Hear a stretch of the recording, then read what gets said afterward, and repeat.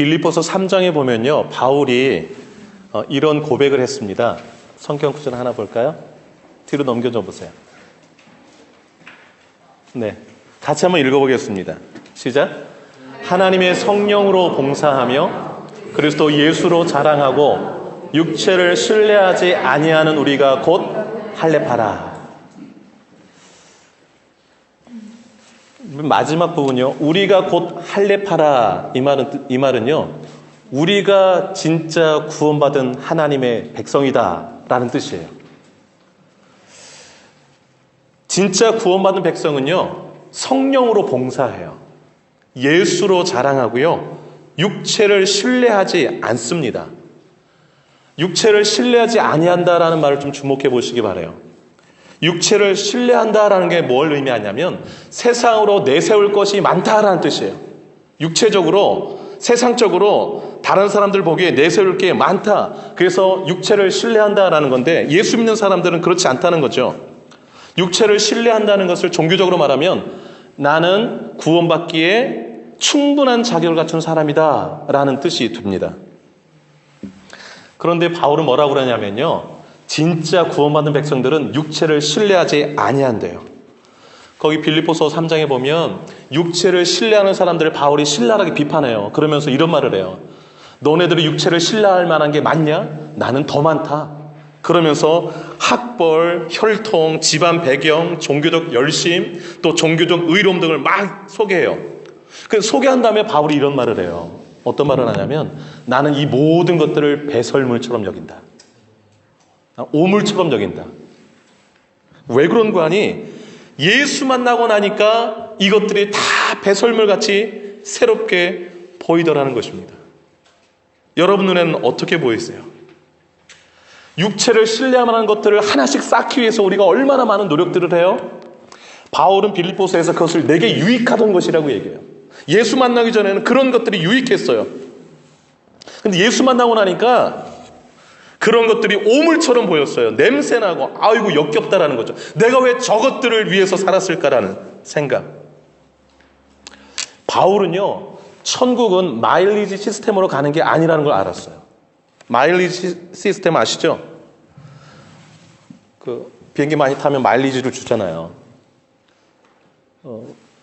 육체를 신뢰할 만한 것들을 마일리지를 많이 쌓으면 천국 가는 게 아니라는 걸 깨달은 거예요. 여러분, 천국은 마일리지를 많이 쌓아서 갈 수 있는 곳이 아니에요. 마일리지를 많이 쌓아야 된다면 여러분 못 갈 분 많이 계실 거예요.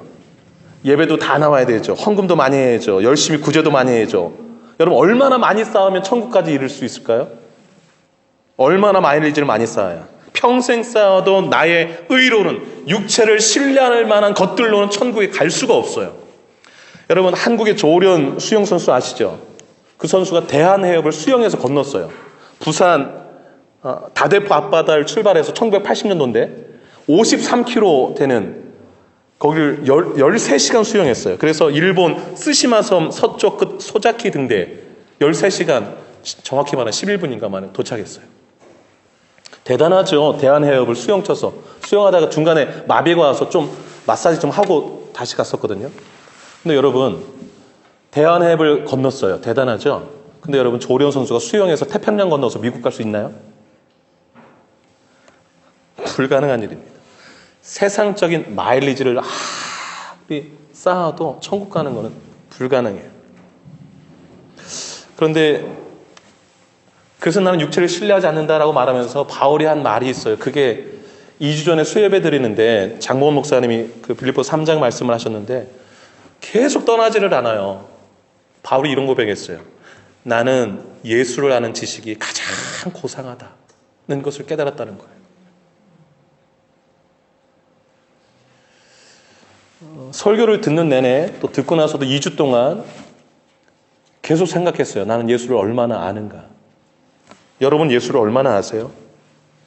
여러분, 예수를 알고 싶어, 예수를 배우는 그 지식이 여러분에게 정말 고상한, 최고로 가치 있는 고귀한 그런 지식으로 다가오십니까? 아니면 돈 버는 정보, 세상 출세하는 이 정보가 고상하게 다가오십니까? 제가 여러분들과 함께 예수님을 좀 알아가는 걸 좀 나누고 싶은 마음이 있었는데 그날 설교가 저의 마음을 너무 많이 생각하게 했어요. 그래서 수주 동안 주일날 예수님에 대한 설교를 좀 할까 해요. 예수님을 우리가 평소에도 알고 있었지만 좀 더 예수님의 삶을 좀 들여다보면서 예수를 더 알아가는 삶을 살았으면 좋겠어요. 뒤로 넘겨주세요. 오늘 마태복음 3장 예수님 세례받는 장면, 세례받는 이야기 아주 짧아요. 5절 되는데 예수님의 세례받으심이 의미하는 바가 뭔가를 좀 살펴보려고요. 또 그것이 나의 삶에 어떤 의미를 가져다 주는가. 예수님의 세례는 예수님에게 어떤 의미가 있었는가? 첫 번째로요. 예수님의 세례는 전환점이었습니다. 예수님에게. 예수님의 생애의 전환점이었어요. 여러분, 예수님이 세례를 받으시는 걸 기점으로 해서 사생애와 공생애가 나눠져요. 사생애는 사적 생애, 공생애는 공적 생애, 즉 구원자로서 메시아로서의 생애가 세례를 통해서 갈려져요. 예수님이 오늘 이 본문의 세례를 받음으로써 비로소 구원자로서의 삶을 펼쳐 가십니다. 여러분 15절을 먼저 보세요. 15절. 오늘 본문의 15절 보시면 예수께서 대답하여 이르시되, 세례 요한에게 하신 말씀이에요. 이제 허락하라. 이제 세례 주라는 거예요. 우리가 이와 같이 하여 모든 의를 이루는 것이 합당하니라. 모든 의, 이게 모든 의는 하나님의 의, 하나님의 뜻을 이루는 것이 합당하다라는 거예요. 즉 사적 생애를 마감하고 이제 세례를 통하여서 하나님의 뜻인 구원자로서의 공적 생애를 시작하는 것이 마땅하다, 합당하다라는 거예요. 여러분, 예수 믿으면 뭘 받습니까, 우리가? 세례를 받죠. 세례를 받은 사람은 전환점이 돼야 돼요. 그 세례가 세례받기 전과 세례받은 후가 나눠져야 돼요. 예수님처럼 세례받기 전에 사적 생애, 나만을 위한 삶, 육체를 신뢰할 만한 것들 막 쌓는 삶을 살았다 하면 이제 세례받고 나서는 그게 바뀌어져야 돼요. 어떤 삶으로? 모든 의를 이루는 삶으로 바뀌어져야 됩니다. 여러분 15절에서 우리가 주목할 표현이 있어요. 그건 뭐냐면 예수님이 세례 요한에게 한 말이에요. 이제 허락하라. 그 다음에 뭐라고 했어요? 15절 보세요. 이제 허락하라. 그 다음에 뭐라고 했어요? 우리가 이와 같이 하여 그랬어요. 우리란 누구와 누구를 말하는 거예요? 예수님하고 누구? 세례 요한이죠. 야, 이제 허락하라. 야, 이제 세례 줘도 돼. 우리가, 너와 내가 이렇게 해서 네가 세례 주고 내가 세례 받음으로 모든 의를 이루는 것이 뭐하다? 합당하다. 뭔 말이에요? 무슨 말이에요? 모든 의를 이루는 삶은 우리도 동참해야 될 삶이라는 거예요. 세례받는 사람, 예수님 하나님의 이름으로, 예수 이름으로, 성령의 이름으로 세례받은 사람은 하나님의 의를 이루는 삶으로 전환이 좀 일어나야 돼요. 전환이. 예수님처럼. 여러분 고린도후서 5장 15절 말씀 너무 잘 아는 말씀이잖아요. 예수님이 우리를 위하여서 죽으심은 다시는 우리 자신을 위해 살지 않고 누굴 위해 살게 하려고 하십니다? 우리를 위해 죽었다가 다시 사신 자 예수를 위해 살게 하십니다 그랬어요. 이전에 사적 생애, 나만 생각하고 육체를 신뢰할 만한 것들, 스펙을 막 쌓는 삶. 여러분 이 스펙 쌓는 게 나쁜 게 아니에요. 그러나 그것이 목적되는 것은 문제가 있다는 거죠. 그쪽으로 나가랬던 그 삶에서 전환이 이루어져야 돼요. 정말로. 그럴 때에 아까 살폈던 바울처럼 진짜 하나님의 백성은 성령으로 봉사하고 예수로 자랑하고 육체를 신뢰하지 않는다. 나는 육체를 신뢰했던 그 삶을 오물과 같은 냄새나는 것으로 여긴다라고 고백할 수 있는 것이죠. 그 고린도후서 5장 17절에 이런 말이 나와요. 그 15절에 그 고백한 다음에 17절에 그런 중 누구든지 그리스도 안에 있으면 새로운 피조물이라. 이전 것은 지나갔으니 보라 새 것이 되었도다.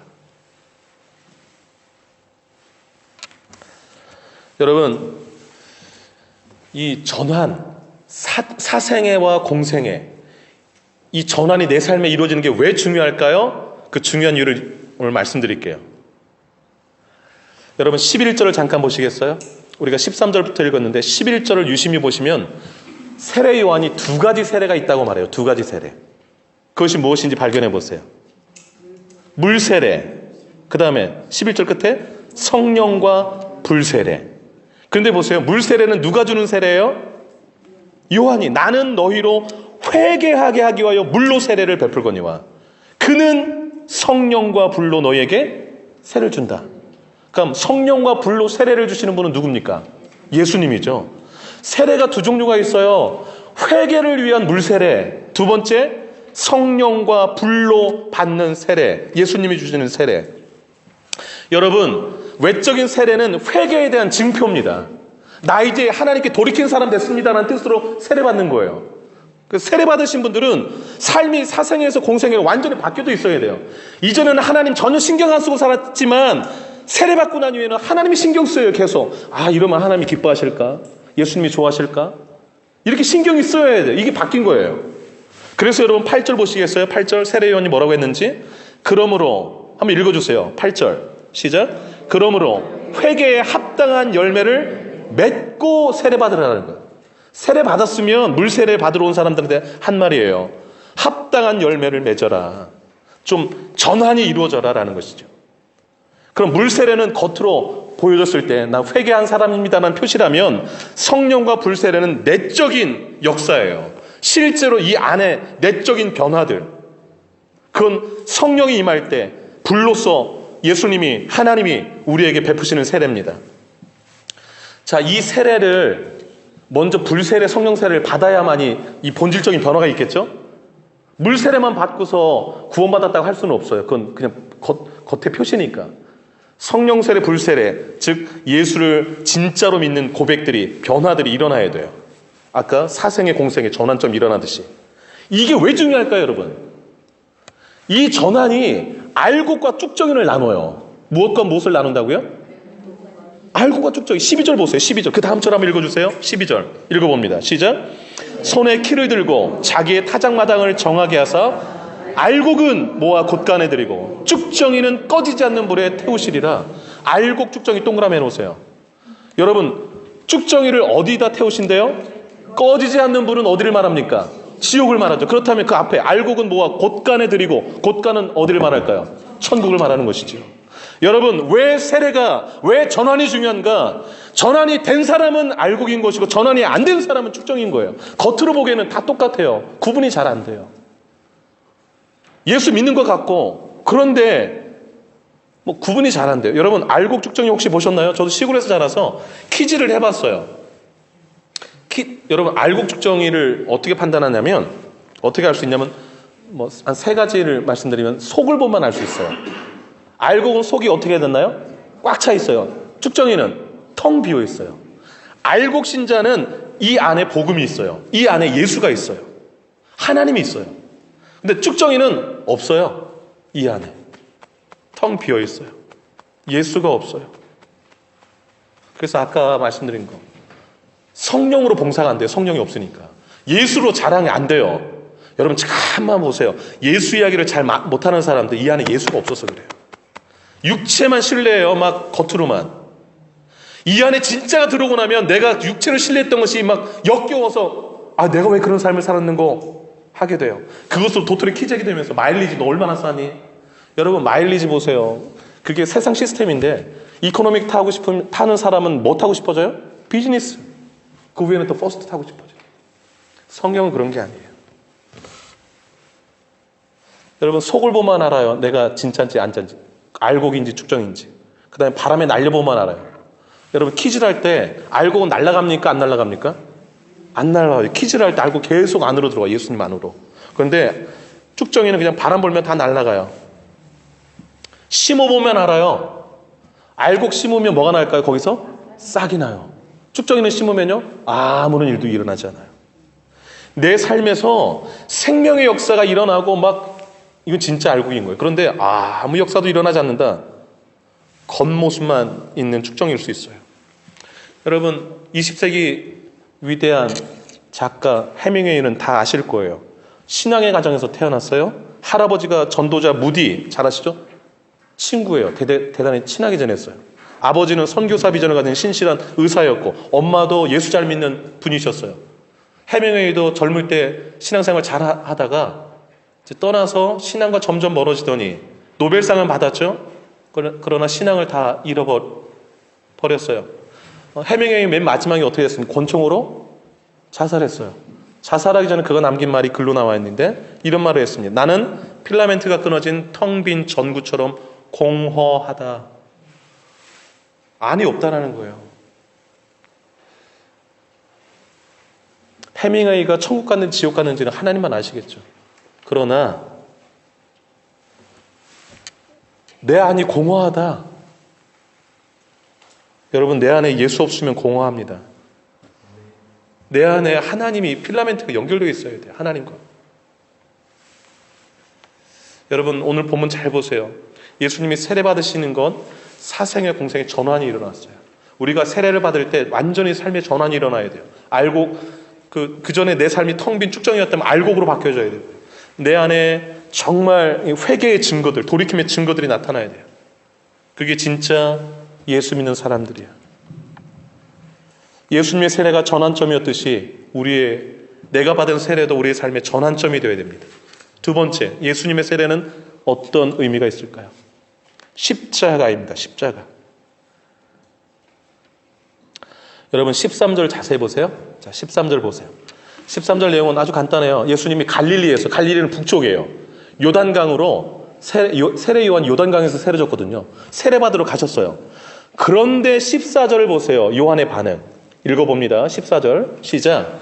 요한이 말려 이르되 내가 당신에게 세례를 받아야 할 터인데 당신은 내게로 오시나이까. 여러분 요한이 어떻게 했어요? 말렸대요. 이거 주목하세요. 요한의 세례는 어떤 세례였습니까? 11절에 회개하게 하기 위하여 주는 세례. 근데 예수님이 세례 받으러 오자 요한이 어떻게 했어요? 예수님한테 말렸어요. 무슨 예수님 세례 받으십니까? 왜요? 예수님은 뭐가 필요 없으신 분이기 때문에? 회개가 필요 없으신 분이기 때문에. 예수님이 저한테 세례 받으실 이유가 뭐가 있습니까? 라는 거예요. 그러면서 한 말이 뭡니까? 내가 당신에게 세례 받아야 되는데, 내가 죄인인데 왜 무죄하신 주님이 저한테 세례 받으러 오십니까? 라는 거예요. 이 14절의 요한의 증언이 바로 예수는 무죄하다는 것을 증명하고, 예수님의 세례 받으심은 십자가의 죽음의 의미를 담고 있다는 것을 보여줍니다. 그걸 좀 증명해 드릴게요. 오늘 본문이 세례 받으시는 장면이잖아요. 요한복음 1장에 보면 세례 받고 그 다음 날 찾아볼게요. 성경 찾아보는 게 좋겠어요. 요한복음 1장 29절인데 한번 보세요. 또 1장 29절 보세요.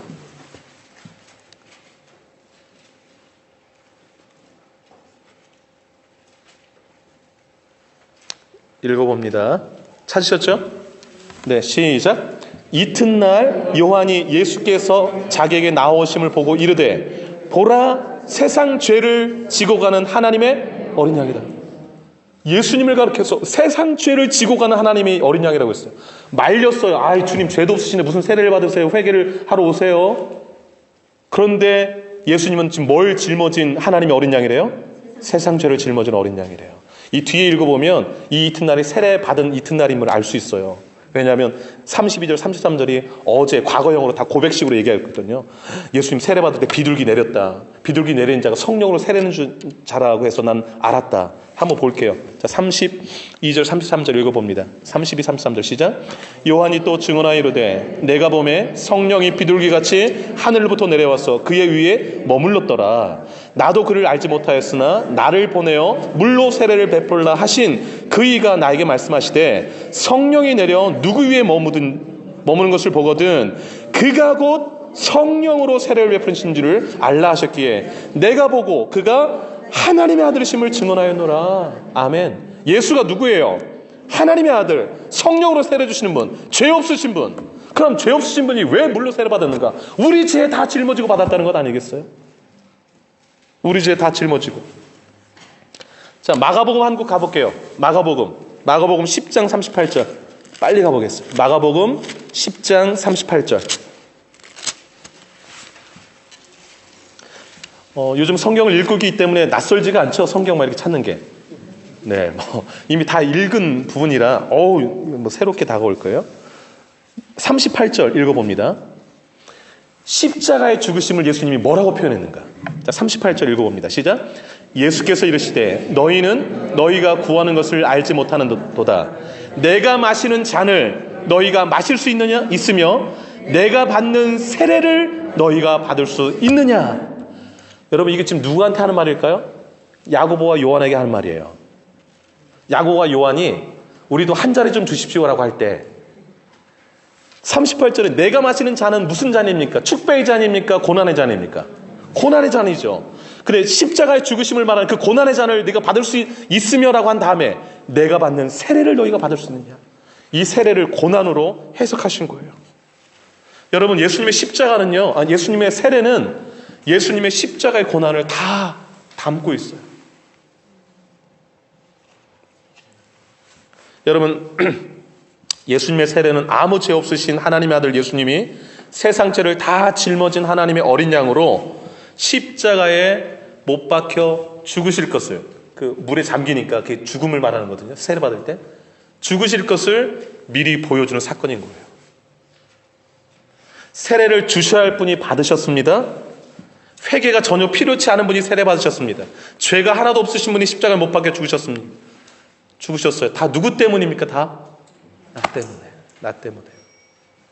그러므로 예수와 합하여 세례받은 사람은 십자가를 저버리면 안 돼요.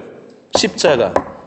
그래서 삶의 전환이 일어난 사람은 예수님이 그러셨잖아요. 누구든지 나를 따라오려거든, 그 뒤에 얘기해 보세요. 자기를 부인하고 자기 십자가를 지고 나를 따를 것이니라. 아멘이십니까?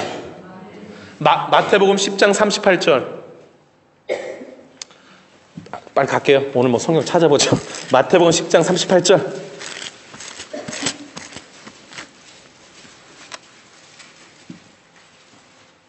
자, 읽어봅니다. 시작. 자기 십자가를 지고 나를 따르지 않는 자도 내게 합당하지 않다. 근데 어떤 각오로 따라야 되는가? 37절 보시면 아버지, 어머니, 가족, 형제, 아들, 딸보다 그들보다 나를 더 사랑해야 십자가 지고 따를 수 있다라고 말해요. 그 다음에 39절은 더해요. 네 목숨보다 나를 더 사랑해야 된다. 여러분, 십자가 따르는 일이 정말 쉬운 일이 아니에요. 그러나 이 일을 주님은 하셨어요. 우리를 구원하시기 위해서. 그러면 예수 앞에 세례받은 우리는 십자가 지고 따르는 삶을 살아야 되는 거예요. 주님이 그 길 가셨으니까. 여러분, 시간이 없으니까 누가복음 14장 27절은 제가 읽어드릴게요. 누가복음 14장 27절에 이렇게 말씀하셨어요. 누구든지 자기 십자가를 지고 나를 따르지 않는 자도 능히 내 제자가 되지 못하리라. 예수님의 제자의 표징은 뭐냐면 예수님께서 맡긴 십자가를 지고 십자가의 길을 묵묵히 가는 사람이에요. 그 사람들이 진짜 세례받은 사람. 여러분, 십자가를 잠깐 좀 묵상해 보기를 원해요. 십자가는요, 예수님이 당한 십자가를 한번 떠올려 보세요. 온갖 수치, 멸시, 조롱 다 받은 거예요. 예수님, 아까 말씀드렸죠. 하나님의 아들인데 얼굴에 침 뱉어요. 그리고 옷 다 벗겨요. 여러분, 옷이 발가벗겨지는 거 얼마나 수치해요. 다 벗겨져요. 그리고 우주 만물을 지신 하나님인데 그 머리를 손으로 막 때려요. 막 이렇게 기분 나쁘잖아요. 머리 때리는. 근데 막 다 맞으셨어요, 예수님이.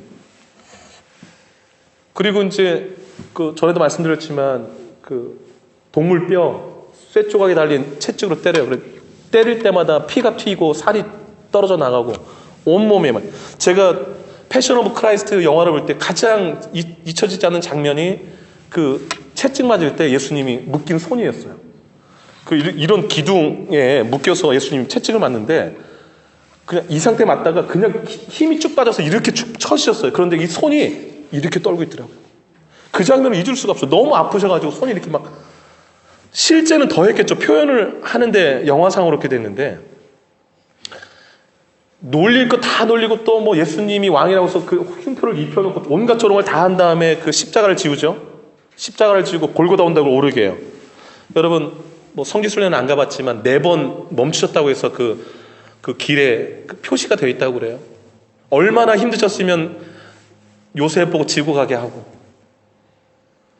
도착했어요. 양손과 발에 굵은 대못을 박았죠. 근데 여러분 6시간 동안 매달려 있었어요. 근데 여러분 매달려 있으면 무게 때문에 이렇게 축 처져요. 숨 쉬려면 이 발, 포개니 발로 밀어 올려야 돼요. 그러니까 올릴 때마다 이 심장이 터져나갈 정도로 고통이 심하죠. 근데 거기서도 지나가는 사람들이 또 막 비웃고 하죠. 6시간 지난 다음에 창으로 찔렀어요. 옆구리에 창에 닿아서 다 피, 물 다 쏟았어요. 여러분 생각해 보세요. 예수님이 상상하기 어려운 고난, 이 십자의 고난을 왜 당하시고 죽어야만 했는가? 이것이 말하는 게 뭘까? 이것이 말해주는 게 뭘까? 저는 이렇게 생각해요. 우리 죄가 그만큼 많다, 그만큼 무겁다는 건 아니겠어요? 우리의 구원이 그냥 거저 얻어진 구원이 아니에요. 그냥 믿음으로만 얻어졌지만 그 구원을 이루기 위해서 예수님이 하신 일은 상상하기 어려워요. 상상하기 어려워요. 그 희생으로 우리가 구원을 받았다면 십자가를 바라볼 때마다 가슴이 뭉클해야 되고 십자가를 생각할 때마다 가슴에 떨림이 있으셔야 돼요. 여러분 고린도후서 4장 10절에 이 말씀을 좀 찾아볼게요. 여러분 너무 중요한 말씀인데 고린도후서 4장 10절 한번 보겠습니다. 고린도후서 4장 10절. 별표를 해주셨으면 좋겠어요.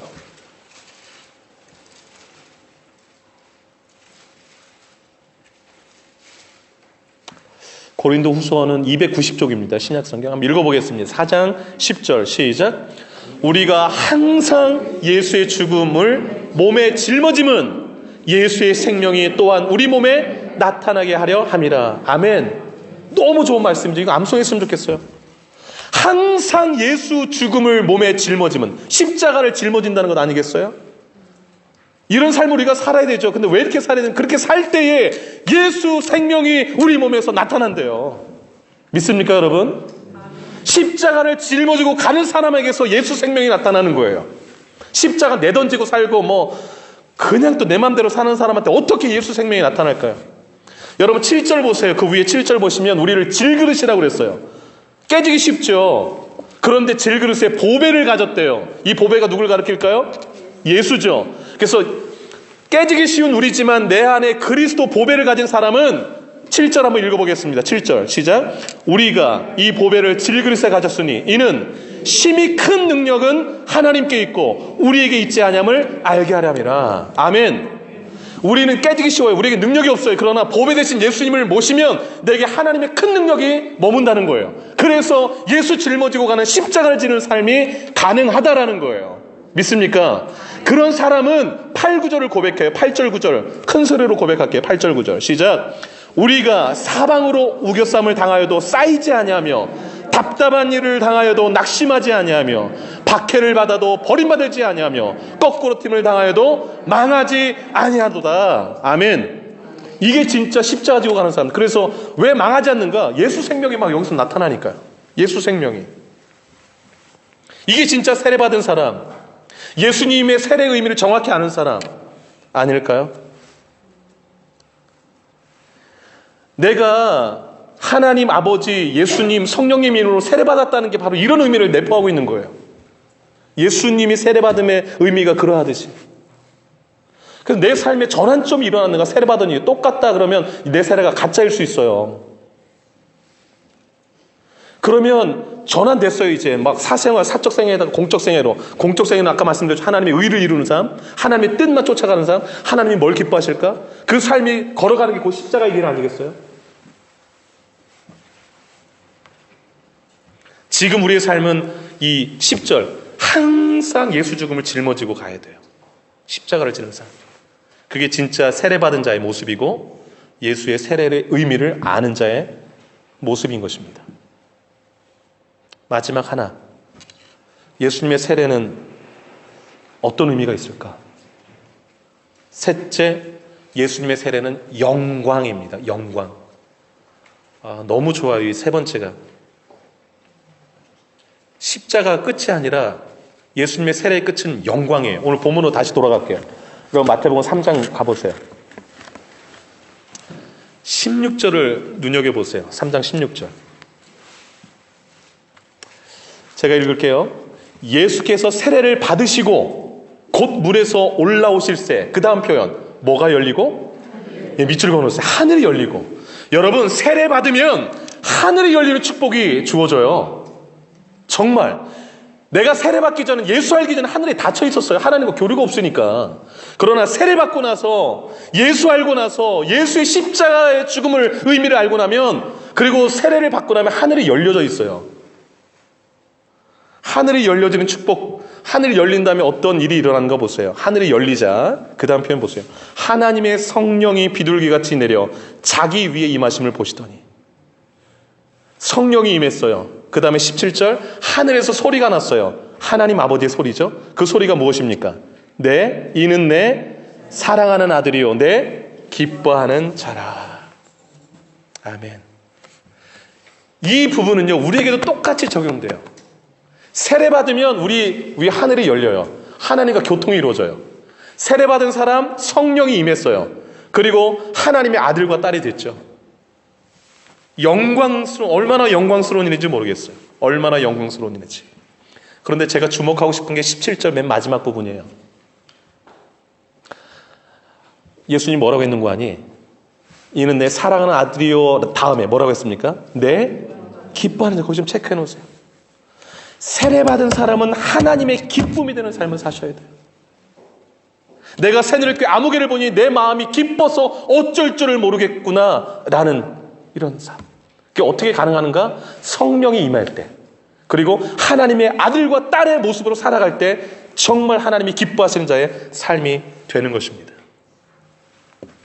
그래서 예수님의 삶을 쭉 보시면, 여러분 마태복음부터 읽어 나가셨겠지만 예수님의 삶을 보시면 예수님이 요한복음 6장 38절 39절에 이렇게 말씀하셨어요. 제가 말씀드릴게요. 요한복음 6장 38절 39절에 내가 하늘에서 내려온 것은 내 뜻을 행하려 함이 아니요 나를 보내신 이의 뜻을 행하려 함이니라. 누구의 뜻을 행하러 왔대요? 하나님의 뜻을. 그러니 하나님이 기뻐하시지 않겠어요? 여러분, 자식이 어떨 때 기쁘세요?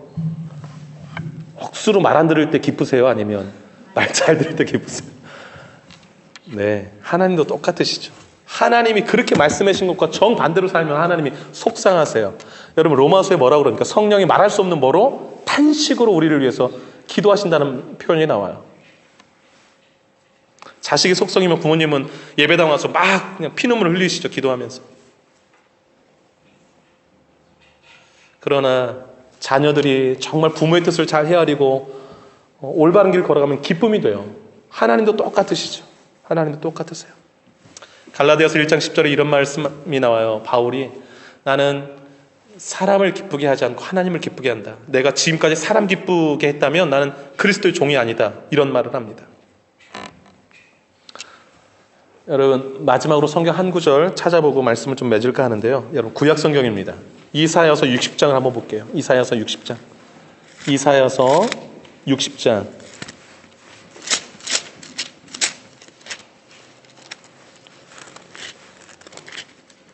1절부터 3절을 보겠습니다.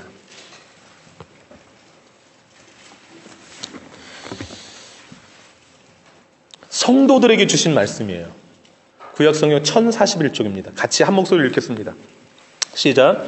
일어나라, 빛을 발하라. 이는 내 빛이 이르렀고 여호와의 영광이 내 위에 임하였음이니라. 보라, 어둠이 땅을 덮을 것이며 캄캄함이 만민을 가리우려니와 오직 여호와께서 내 위에 임하실 것이며 그의 영광이 내 위에 나타나리니 나라들은 내 빛으로 왕들은 비치는 내 광명으로 나아오리라. 아멘. 하나님의 영광을 경험한 사람들은 어떤 삶을 살아야 되는가? 1절 일어나서 뭘 바라라? 빛을 바라라는 거예요. 그 빛이 뭐냐? 내 빛이래요. 내게 이르렀던 그 하나님의 영광의 빛을 어두워지는 저 세상 가운데 빛을 비추래요. 그래서 3절 나라들이 네가 비추는 그 빛으로 왕들이 네가 비추는 그 광명으로 나올 것이다 라는 거예요. 여러분, 하나님 모르는 사람들은 하늘에 닫혀 있어요. 하나님 모르죠. 우리의 하늘은 열려 있어요. 그래서 빛이 임해요. 그럼 여러분, 나만 하나님 믿고 아버지라 섬기고 구원받고 천국 가고 안 되죠. 아직도 어둠의 땅에 있는 캄캄한 사람들이 있는데 그들에게 하늘문을 열어줘야 되지 않겠습니까? 하늘문을 열어주는 길은 딴 거 아니에요. 내게 비춘 그 영광의 빛을, 하나님의 영광의 빛을 나누는 거예요. 그게 바로 전도예요. 나 예수 믿기 전에 이러이러한 삶을 살았어. 나도 육체를 신뢰하고 사생활을 살았어. 그러나 예수 믿고 나서 왜 그렇게 살았을까? 후회돼. 그 얘기를 나누는 거예요. 그게 빛을 비추는 것 아니겠어요? 나를 이렇게 바꾼 분이 누군지 알아? 예수야 라고 나누는 거예요. 그러기 위해서는 열려진 하늘문 닫혀지지 않도록 늘 성령 충만을 구해야 되고, 내가 하나님의 아들과 딸이라는 거 잊지 말아야 되고, 하나님의 뜻을 이루어드려서 하나님의 기쁨이 되는 이 열정과 열망을 늘 가지고 있어야 될 줄로 믿습니다. 여러분의 삶이 어두워져가는 저 세상을 향해서 빛을 비추는 삶이 되기를 주의 이름으로 축복합니다. 기도하시겠습니다. 예수님의 세례는 전환점이었습니다. 십자가였습니다. 영광이었습니다. 우리가 받은 세례도 이러해야 합니다. 내 인생의 전환점, 십자가를 짊어지는 삶, 하나님의 영광을 저 세상을 향해서 비추는 삶 이어야 합니다. 지금 그렇게 살아야 됩니다. 내 삶을 돌아보면서 다시 한번 삶의 전환점을 달라고 기도하며 나가기를 원합니다. 기도하겠습니다. 아버지, 바울의 고백을 우리도 할 수 있는지요? 나는 예수를 아는 지식이 가장 고상하다. 출세하고 돈 버는 지식, 새로운 지식, 그런 것이 내 구미를 당기는 것이 아니라 예수님에 대한 또 다른 지식, 예수님을 더 알아가는 지식이 나는 너무너무 귀하다. 예수 만났기에 이전에 마일리지 쌓는 듯한 나의 의를 추구했던 그 학벌, 혈통, 종교적 의의는 다 배설물과 같다고 고백하였습니다. 아버, 냄새나는 그것들을 아직도 끌어안고 사는 냄새나는 삶을 살고 있지는 않은지 청산하게 하소서. 세례를 통하여서 완전히 새 사람, 새 인생 살게 하소서. 이미 세례받은 지 오래이나 정말로 인생의 전환점을 돌아서 정말 방향이 전환된 삶을 살고 있는지요? 정말 예수님이 공적인 삶으로, 구원자의 삶으로 살아가셨던 것처럼 우리의 삶도 하나님의 모든 의를 이루는 그 삶을 향하여서 전진하고 있는지요? 십자가를 혹 내팽개친 삶은 아닌지요? 항상 예수의 죽음을 짊어지고 살아서 우리의 삶에 예수 생명 나타나야 되지만 정말 그러고 있는지요? 주님, 예수 믿는다 하지만 우리 삶이 해밍웨이처럼 공허하다, 필라멘트가 끊어진 것 같다라고 고백하는 우리의 심령 상태는 아닌지요? 정말 하나님이 주시는 기쁨과 은혜가 충만한지요? 하나님의 영광이 내게 비춘 그 영광의 축복, 하늘문이 열려지는 그 은혜 닫혀지지 않게 하소서. 그 영광을 날마다 비추게 하시고 어두워지는 세상을 향해서 비추며 나가게 하여 주옵소서. 하나님 아버지, 예수 더 알기 원합니다. 세상의 그 어떤 지식보다도 예수를 아는 지식이 가장 고상하다고 고백할 수 있는 우리가 되게 하여 주옵소서. 진짜 구원받은 하나님의 백성은 육체를 신뢰하지 않는다 하였습니다. 다른 사람보다 더 육체적으로, 세상적으로 더 우월감을 나타내기 위하여서 혈통, 학벌, 종교적 의의, 열심 쌓으려 했던 우리 삶, 냄새난 오물과 같은 삶이었음을 바울의 고백을 통해서 확인합니다. 하나님 아버지, 예수 그리스도를 알아가게 하시고 예수 그리스도를 얻게 하시고 예수 그리스도 안에서 발견되는 삶을 살게 하여 주옵소서. 예수님의 세례는 전환점이었습니다. 세례받은 우리 전환된 삶을 살게 하소서. 나를 위한 삶에서 주를 위한 삶으로 완전히 전환된 삶을 살게 하시고 하나님의 모든 의를 늘 관심 갖고 이루어드리는 삶으로 드려지는 은혜가 있게 하여 주옵소서. 그 길을 걸어가는 것이 십자가의 길임을 믿습니다. 십자가를 내팽개치는 삶이 아니라 항상 매일 예수 죽음을 짊어지고 살게 하소서. 그래서 우리 삶에서 예수 생명이 날마다 나타나게 하여 주옵소서. 하늘문이 열려진 축복을 우리에게 주심을 감사합니다.